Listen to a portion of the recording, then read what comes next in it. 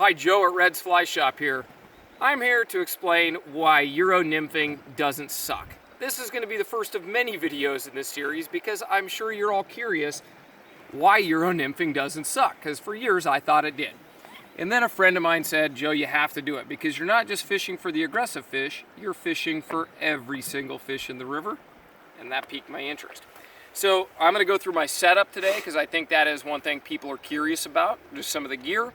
And I'll see if I can throw a few casts and kind of show you what I've learned so far in my process. I've just been doing this pretty hard for about 6 months now. I'm by no means the expert, but I do have some stuff to share. So the rod I chose is a 10-foot 4-weight Euro style rod.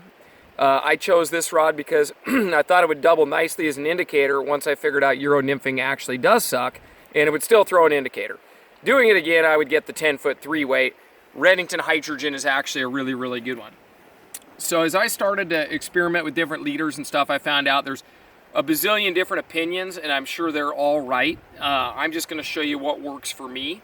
What I've found is in Euro style nymphing, we're not using an indicator, and we're trying to get an extremely drag-free presentation, and we can also fish varying water depths and drop-offs and actually walk our flies pretty much right along the bottom and dead drift them with great finesse and control. So no strike indicator. What I do have is what's called a sighter, and that's spelled S-I-G-H-T-E-R. I believe I got that right. Not like apple cider. Your internet searches are going to be all messed up. It's a sighter like my sight. I had that wrong at first. And I've got a sighter here. Behind that, I've got a butt section, a 30-pound Maxima Ultra Green. You can get all this at Red's. And I've found that for myself, I'm extremely short line nymphing. I'm essentially just dabbing and high sticking has been very successful for me. I'm having a hard time catching fish more than a couple rod lengths out, but I am damn deadly in close. I'm not afraid to say that. Because I'm damn deadly in close, I prefer about 15 to 20 feet of the 30-pound Maxima. Your fly line is pretty much pointless for doing that, just so you know. The reason I like such a long butt section so that the connection between my fly line and my leader doesn't have to go through my guides during the drift, okay? So long ass piece of Maxima, my sighter, which is 20-pound chartreuse Dacron backing. I built my own because I'm a super redneck and I'm too cheap to buy a leader. And I transition with a double uni knot to an orange piece, my lower part of my sighter. Now you can use the same color and just leave little tags, but now when I'm dipping this in the water and I'm fishing, I know how much I've got left down to my tippet. So hence the color change. And it also, the orange is nice because then I can detect strikes and I can detect when it's tapping bottom. Now at the end of this, I've got a Rio tippet ring. And let's see if my camera guy can get that thing in focus. I might have to move out of the background. We'll get it.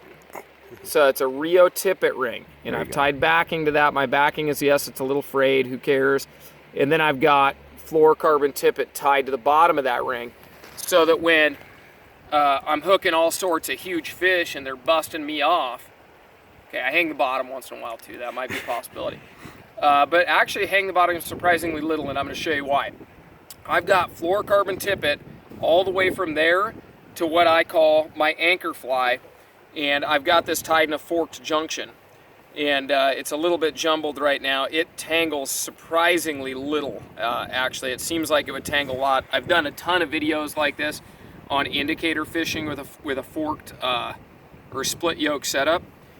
But essentially I've got 4X tippet in most water conditions and fluorocarbon going down to my anchor fly right here. Let's just go ahead and we'll put it right on my hand there. And that's a jig head tungsten bead fly number 12. That's what I run for my anchor fly most of the time. The jig head style hooks are awesome. They ride hook up. I can walk them right along the bottom. And that current along the bottom is like not even moving. And especially in cold weather conditions like today, it's incredibly deadly. Now I've got a fork right there. You can just trust me. That's split with a triple surgeon's knot. I've got videos on exactly how to do that. Check out the Red's channel.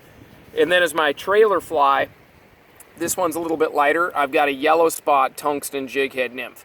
And those are the two flies I run 90% of the time.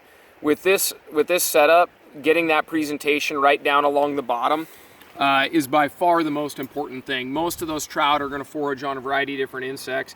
There's lots of other patterns that you could certainly fish, but those ones, We sell them at Reds. They work for me. Tungsten, jig head, pheasant tails. Really emphasize the tungsten and the jig head and the pheasant tail, all that. Very important. So those flies, I've had immense success on a variety of different streams with those.